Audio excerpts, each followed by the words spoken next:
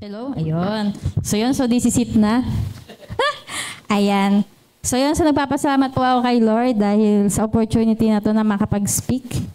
So napakaganda po na ibinigay niyang topic para sa atin. Yan. So, sige po, paki-flash po nung topic.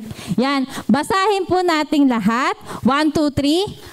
The transforming power of God's love. O, di ba, napakaganda ng topic. Kaya kung napapansin nyo, mula pa kanina, praise and worship about God's love na. Di ba? Pati yung sinayaw ng YA, may kasama ding love doon, di ba? Kasi yan ang ating topic para ngayon. For today's video. Ayan. So, may tanong ako. Yan. Pag naririnig nyo ba yung word na transform, ano ang pumapasok sa inyong isipan? Yun, may nagsabi, Optimus Prime. Mukhang pinapanood nyo yan, ano? So, hindi ko na kayo pahirapan. Ayan. So, hindi na ako lalayo ng example. Naiisip ko yung word na transform dahil dito sa ating church, di ba? Right now, we are undergoing transformation. Di ba? Ang tagal-tagal na natin pinapanalangin to at nakikita na natin na yung church natin ay unti-unting nagbabago. At bukas, ide-demolish na ito.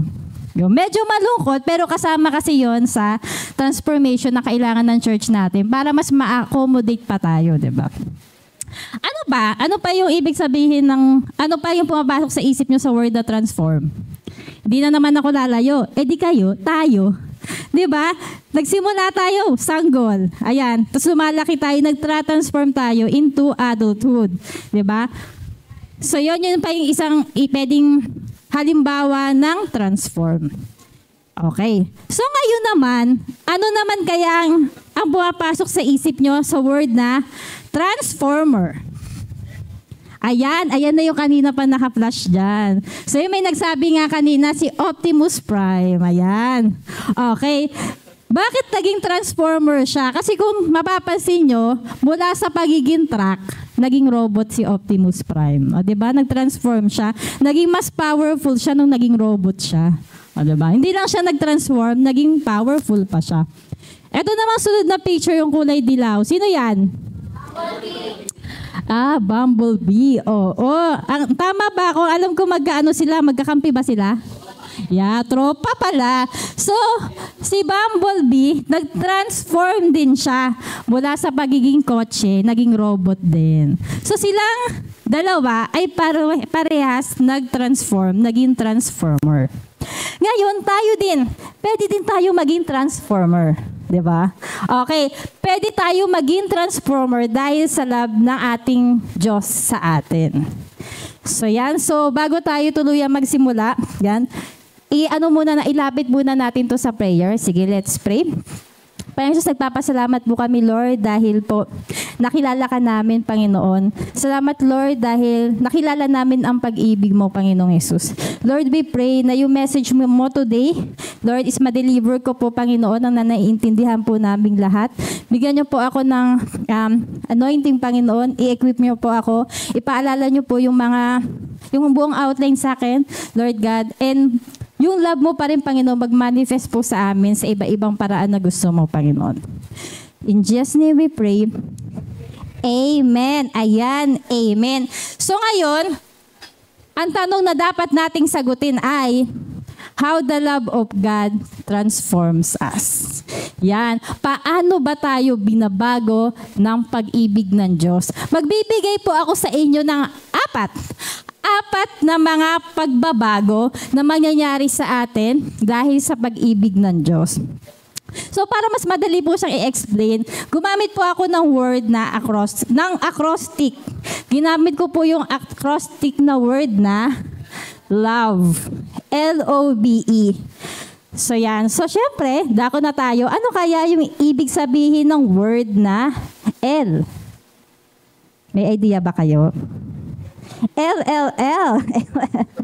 Alright. Ala? Di mo ba nakita? Ang galing naman nun. Oo, may narinig ako. Ang sabi niya, may word na liberate. Yan. Lakers. Parang madami dito may issue kay Lebron Naririnig ko Okay. So, okay. Yung L, God's love is, letter L, liberates us from sin. Or sa Tagalog, pinalaya tayo sa kasalanan. O di ba napakalaking transformation 'yon ng future natin, o di ba? So, paano kaya napalaya tayo ng Diyos sa ating kasalanan? Ano ang ginawa ng Diyos sa atin? Paalala na lang to actually. So, sasagot yan ng susunod na verse. Sabi sa Roma 5 verse 8 to 10. Okay, pwede bang pakibasa ng mga YP? 1, 2, 3, go. Ngunit pinatunayan ng Diyos ang kanyang pag-ibig sa atin nang mamatay si Kristo para sa atin noong tayo'y makasalanan pa. Yamang sa pamagitan ng kanyang dugo, kayo ay napawalang sala. Lalong tiyak na magliligtas tayo sa poot ng Diyos. At meron pa po yan, next slide. Verse 10, patuloy po natin basahin. Dati, tayo'y mga kaaway ng Diyos, ngunit tinanggap na niya tayo bilang kaibigan, makikita ng pagkamatay ng kanyang anak. At dahil dito, tiyak na maliligtas tayo sapagkat si Kristo ay buhay. O yan, so ito pong Roma 5 verse 8 to 10, meron po tayong matutunan dito na mga transformation dahil pinalaya tayo ng Diyos sa ating kasalanan. So balik po tayo sa unang verse, ayan. Ano ba yon?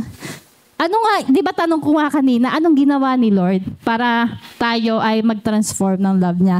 Binigay niya ang kanyang anak na si Jesus. Namatay siya para sa atin noon tayo makasalanan pa. So ginawa niya yun, anong purpose? Kasi mahal niya tayo Sabi diyan, pinatunayan ng Diyos ang kanyang pag-ibig sa atin nang mamatay si Kristo para sa atin noon tayo makasalanan pa. At dahil doon, meron tong epekto sa atin. Magbibigay ako ng 4 din. Kung mababasa nyo dyan sa verse 9, sabi doon, tayo ngayon ay napawalang sala. So yun yung isa sa unang epekto sa atin. Kasi di ba pinanganak tayo makasalanan Napakagrabe nating sinner. Pero dahil sa love ni God sa atin, tayo ay napawalang sala. Alam mo, ito yung napawalang sala na parang wala kang ginawa. Erase yung lahat ng ginawa mong kasalanan. As if hindi ka nagkasala kahit kailan. As if hindi ka nagkamali kahit kailan. So grabe, ganun katindi yung transformation sa atin ni Lord. So yun yung una, napawalang sala. Sunod, nasa verse 9 pa rin, lalong tiyak, sabi dyan sa dulo, lalong tiyak na maliligtas tayo sa poot ng Diyos. Di ba nakakatakot makaranas ng poot ng Diyos? Ano ba yung poot na yun? Yung hindi tayo maliligtas. Mapupunta tayo sa dagat-dagatang apoy. So yan yung pangalawang transformation. Dahil sa love ni God sa atin, tayo ay ligtas sa kanyang poot. O diba? Yun yung pangalawa. And pangatlo, next slide. Ito favorite ko to Sabi, dati tayo yung mga kaaway ng Diyos.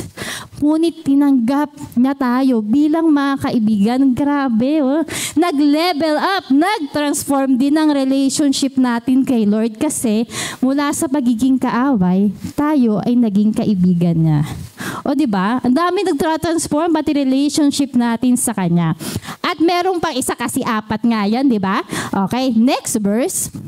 Okay, basahin naman po natin tayong lahat. Roma 6 verse 22, 1, 2, 3, go.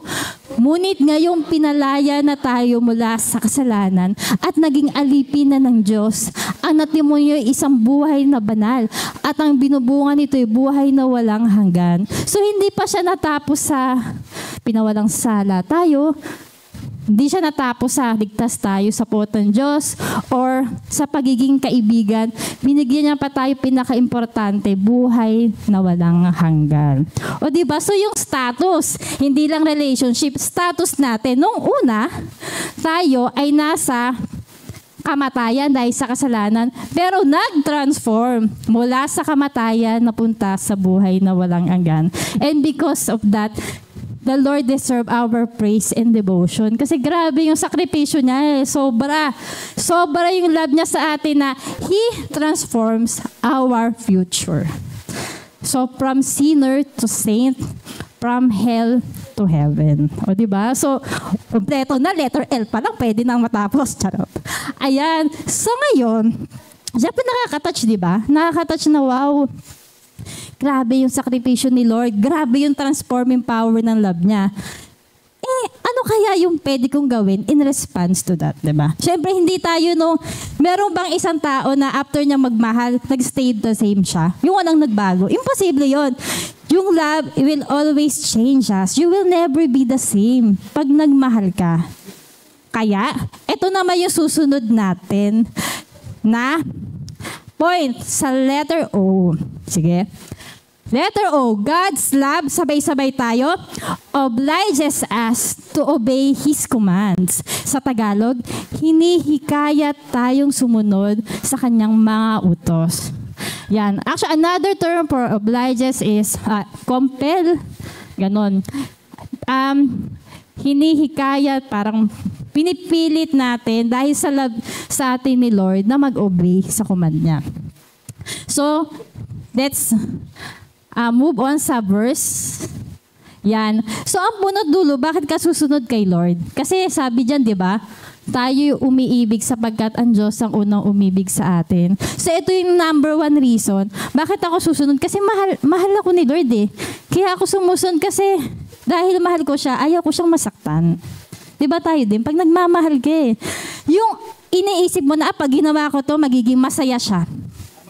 Magsasakripisyo ako kasi mahal ko siya. O, diba? Si Jomer, relate na relate. Gagawin mo yung hindi mo natural na ginagawa. And anong reason? Wala eh. Mahal ko eh. Kahit mahirap eh, no? Love ko to eh. Diba? So, yun. At ang sarap din na si Lord, mahal na nga natin, pero siya ang unang nagmahal sa atin. O diba, wala tayong lugi. Minamahal natin yung nagmamahal na sa atin. Hindi lang nagmahal, pinatunayan niya pa yun nung namatay siya sa krus. Diba?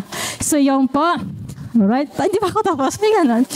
Okay, so ito naman, sabi ko nga kanina, diba, may response tayo kay Lord, diba? Dahil mahal natin siya. Kanina, sinabi sa Roma 8 verse 5 to 10, pinatunayan ni Lord yung pagmamahal niya sa atin, namatay siya. Ngayon, paano mo naman patutunayan kay Lord na mahal mo siya? Hindi naman pwedeng word lang yan. May action din yan kasi action speaks louder than words. Kaya sasagutin niya ng next verse. Sige po. Yan, basahin po. Okay, pakibasa naman ng mga YA itong verse na to. 1, 2, 3, go. Ang tumatanggap sa mga utos ko at tumutupad sa mga ito ang siyang umiibig sa akin. Ang umiibig sa akin ay iibigin ng aking Ama. Iibigin ko rin siya at ako'y lubusang magpapakilala sa kanya. O diba napakaganda ng verse na to? Sabi niya, kung mahal mo ako, kung umiibig ka sa akin, ang ginagawa mo, tinatanggap, tumutupad sa aking mga utos. So yung pagsunod ay response natin sa pagmamahal ng Diyos. At hindi lang gano'n, nakakatuwa din kasi, sabi pa dyan, di ba, pag inibig mo, ang nagsasalita kasi nito si Lord ang umiibig sa akin, sabi na Panginoong Jesus, ay hindi lang si Jesus ang iibig sa kanya, pati din ang Diyos Ama. O diba? So hindi lang relationship kay Jesus Christ yung madedevelop, relationship pa natin sa ating Creator, the Father. Diba? So ang galing, nakaka-amaze. Diba? At isa pa po, next verse tayo. Ito, kasi aminin natin, lalo na ng mga matatagal na diyang Christian, hindi naman po talaga ganun kadali na sumunod. Lalo na pag ang pinapagawa ay medyo, alam naman natin si Lord di ba? Sa Bible pa lang, yung mga pinagawa niya sa mga biblical characters, talagang out of their own capacity, talagang kailangan ng himala Pero dahil alam ni Lord na may hirapan tayo, hindi si Lord yung klase ng Diyos na, okay, papagawa ko to sa'yo, bahala ka na. Bahala ka na sa buhay mo. Hindi siya ganun. Sabi dyan sa Pilipos 2 verse 13, sapagkat ang Diyos ang kumikilos sa inyo upang inyong naisin at isagawa ang kanyang kalooban. Kumikilos sa inyo, sa English, mas madali kasi, mas maganda yung explanation dito. Works in us. Mula sa'yo. Alam ni Lord na mahirap So, hindi kanya pababayaan. Alam ni Lord na hindi mo kaya. So, nagpadala siya ng tutulong sa'yo. Ano to? Siyempre, alam na natin, ang banal na espiritu. Hindi lang tayo binigyan ni Lord ng desire na gawin yung kanyang kalooban. Binigyan niya pa tayo ng kakayahan. Diba? Napakabuti ng Diyos kasama sa pag-ibig ng Diyos na binigyan na tayo ng counselor, binigyan niya tayo ng guide para magkaroon ng desire at gawin yung kanyang kalooban. At ano ba ang kanyang kalooban? Babalik pa rin sa obey His commands. Ang kalooban ng Diyos ay sumunod ka sa kanyang pinag-uutos. Ayun. So praise God kasi nakadalawa na tayo. Malinaw po ba yung explanation ko? Ayan. So praise God kasi halfway na tayo. So bago tayo pumunta dun sa letter B, yan. Balikan muna natin yung dalawa. Ano nga uli yung L? Yes, liberates us from sin. God's love transforms our future, di ba? From hell to heaven. So, from enemies, naging friends niya tayo. Yun yung take away sa letter L. Sunod naman, ano yung sumunod? Yeah, obliges us to do His will. So, God's love, it convicts us or empowers us na gawin yung kanyang kalooban. So, dito naman tayo sa letter B. Ayan. Actually, itong letter B, tumutukoy ito sa once na alam mo na yung pinapagawa sa'yo ni Lord. O, tanungin ko, sino dito nung alam na niya kung ano yung calling niya? O hindi man calling, merong specific na pinapagawa sa kanya si Lord. Game siya. Sige, go Lord, ako na po, kaya ko yan. Ganon. May ganun ba? May gumanon ba sa inyo? Oh, mukhang tahimik. So kung ganun, kung may gumano, edi praise God. Sino ba dito yung nalaman niya yung kalooban ng Diyos? Para nagkaroon siya ng duda or natakot siya. Actually, yun ang mas normal na response pag may pinapagawa si Lord na parang kaya ko ba? Magagawa ko kaya? Kaya yung letter B natin, ay ito.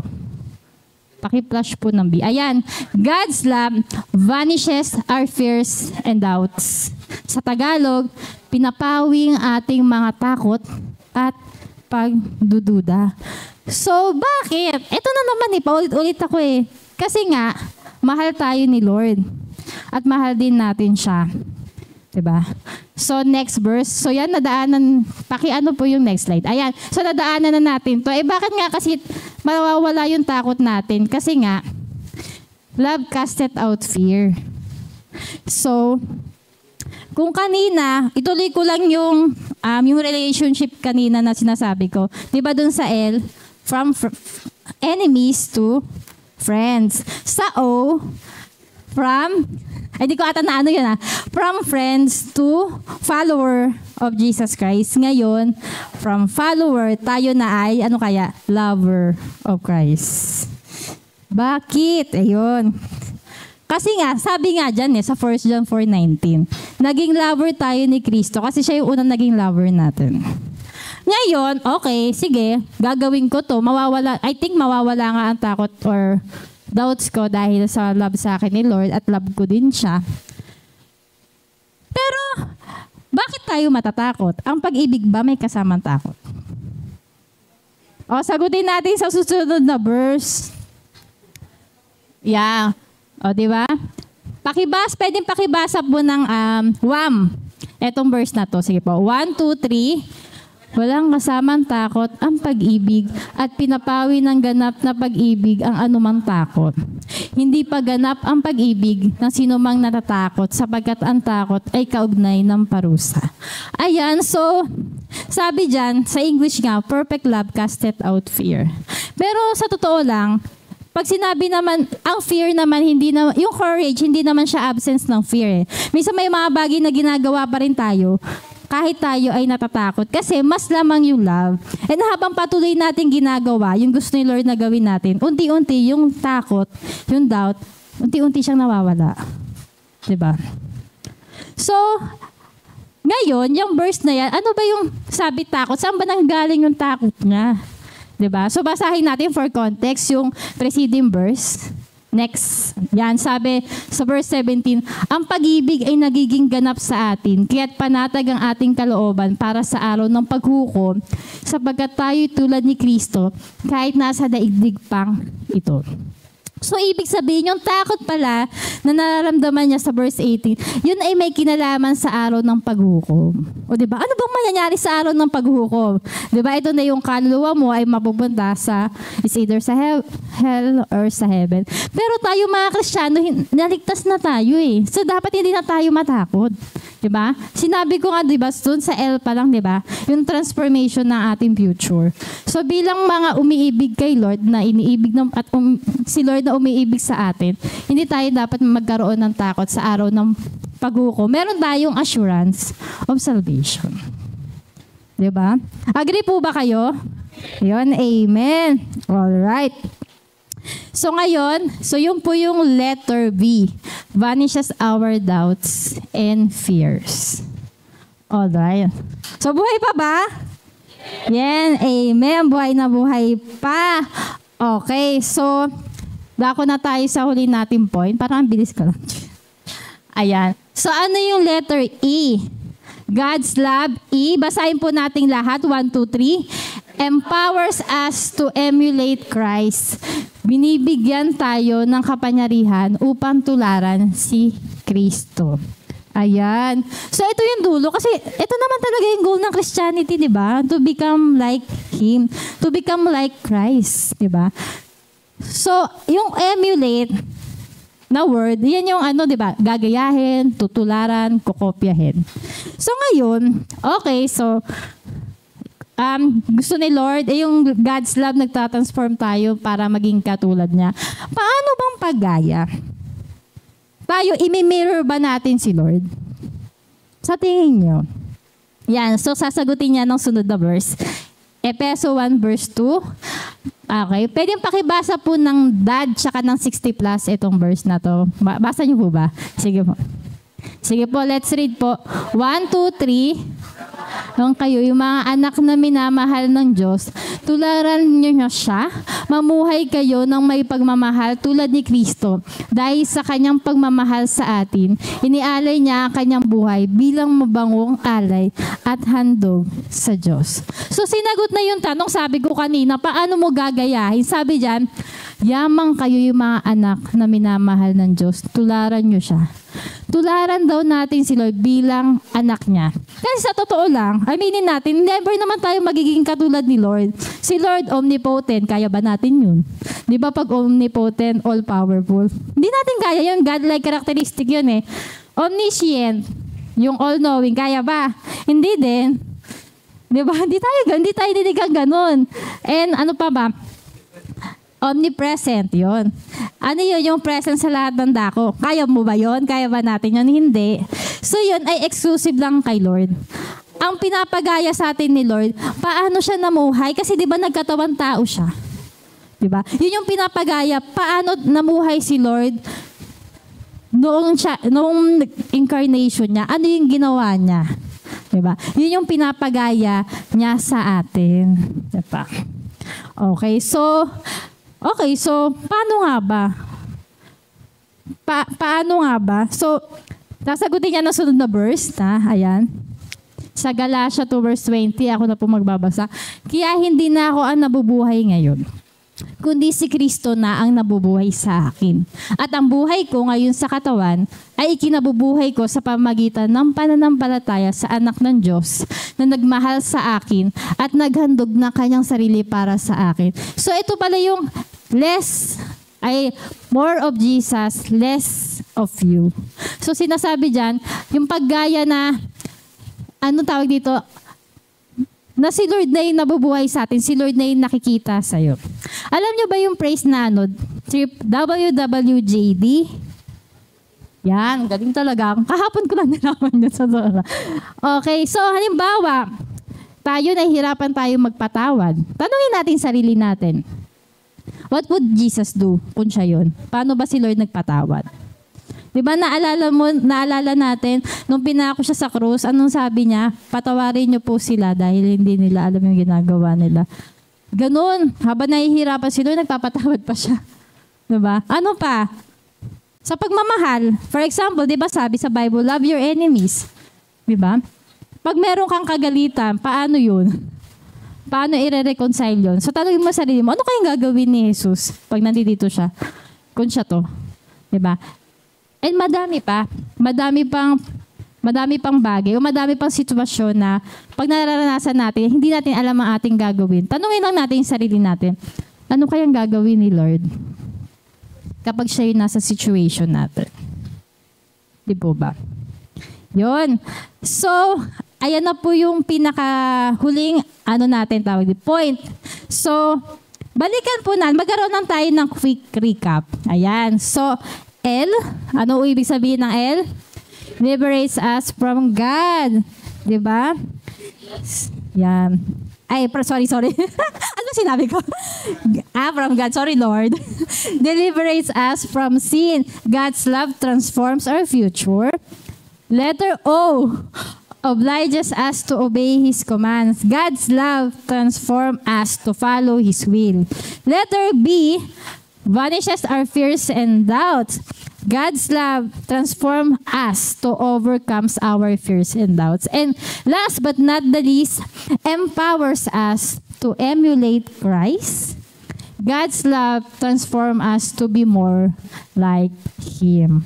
So, di ba? Ang galing, grabe, ang galing ng transformation natin dahil sa love ng Panginoon.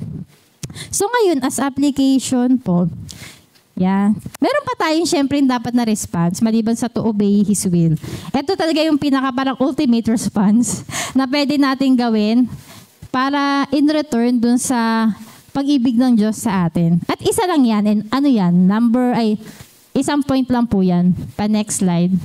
Ayan, sabi sa Mark 12 verse 30. Basahin po nating lahat, sabay-sabay, 1, 2, 3. Mahalin mo rin siya ng buong puso, buong kaluluwa, buong pag-iisip, at buong lakas. Oo naman, kasi deserve ni Lord na mahalin. Diba? Lalo na considering yung lahat ng sakripisyo niya sa atin. Considering yung lahat ng ginawa niya for us, yung goodness niya, yung blessings niya, yung pagsama niya sa atin sa ating buhay. Deserve ni Lord na mahalin natin siya. Ng buong buo, ng buong pagkatao natin, ng buong buhay natin. So ngayon po, yan, para po sa ating final illustration. Meron po ako dyan nilagay na video. So yung video na po na iyon na mapapanood nyo, ano lang yun, wala pang 2 minutes yun, bagikli lang. So yung video na yun, kuha yun ng Happy Animals Club. Yung Happy Animals Club po, isa po siyang animal shelter na nasa Davao. So ni-rescue po nila yung mga aso, ganyan, and pinapa-adapt nila. So yun po, ready na po ba yan?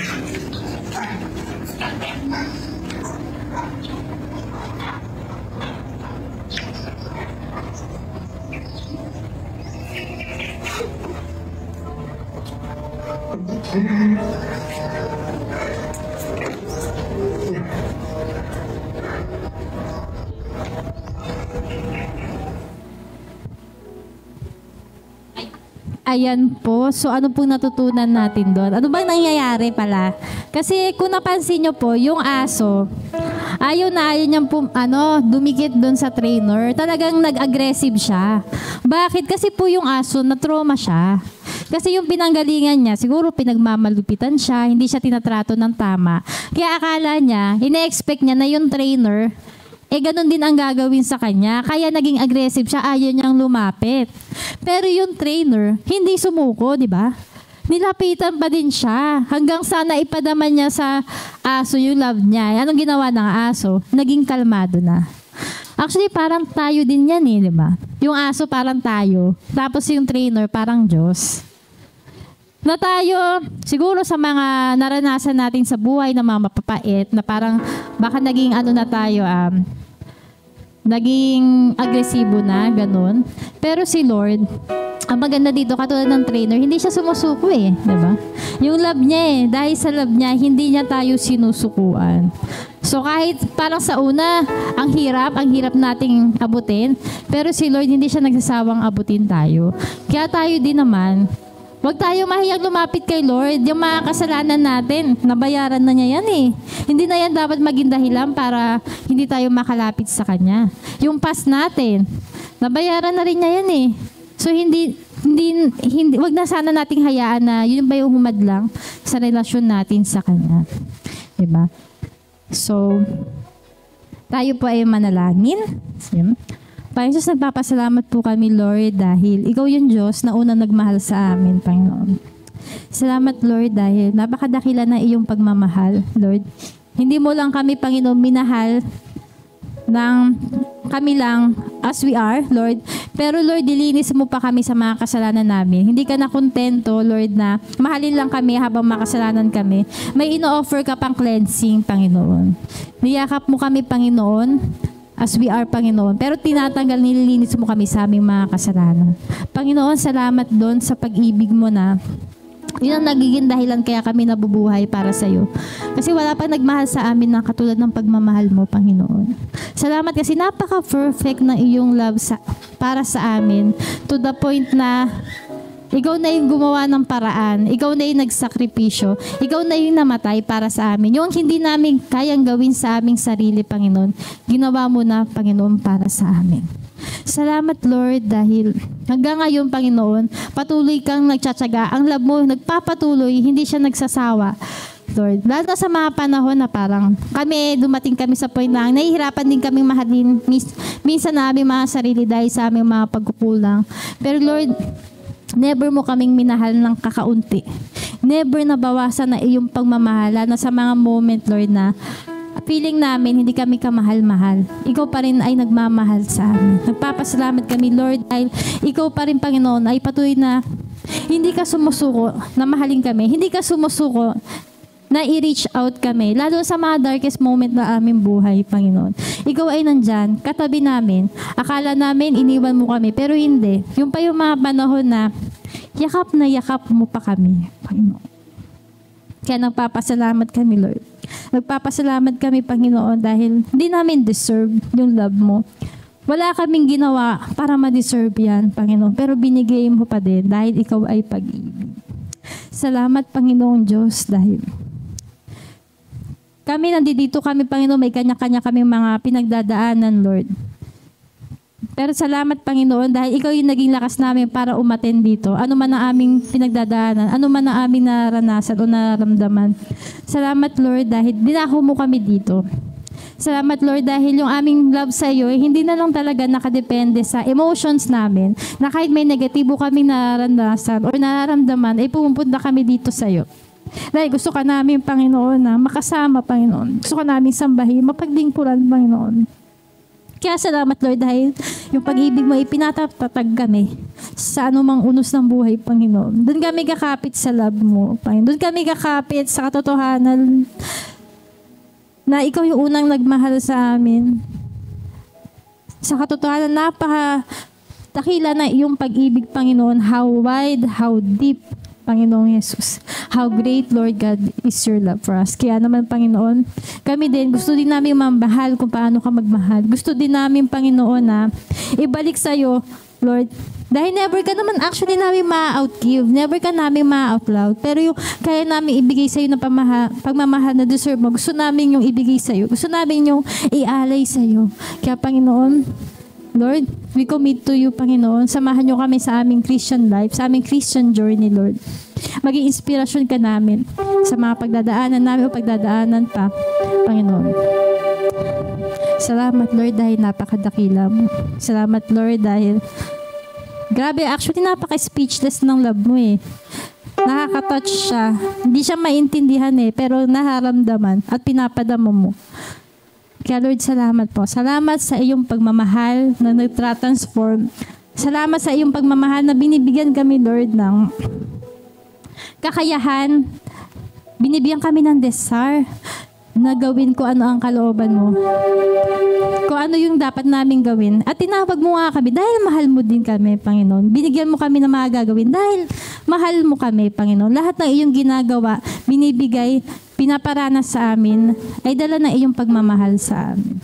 Kaya Lord, nagpapalinis din kami ng aming puso, ng aming isip. Inisin niyo po kami sa aming mga nagawang kasalanan. Humihingi kami ng patawad, Panginoon. Humihingi kami, Panginoon, ng bagong simula, Panginoon, na sinabi mo nga, kami ay napawalang sala na. Kami ay parang as if never nagkasala. Kaya Lord, lumalapit kami, Panginoon, sa iyo. Panginoon, gamitin niyo po yung kakantahin namin, Lord, na power of your love, Panginoon, para po, as declaration, Panginoon, na amin, ng love din namin sa iyo, Panginoon.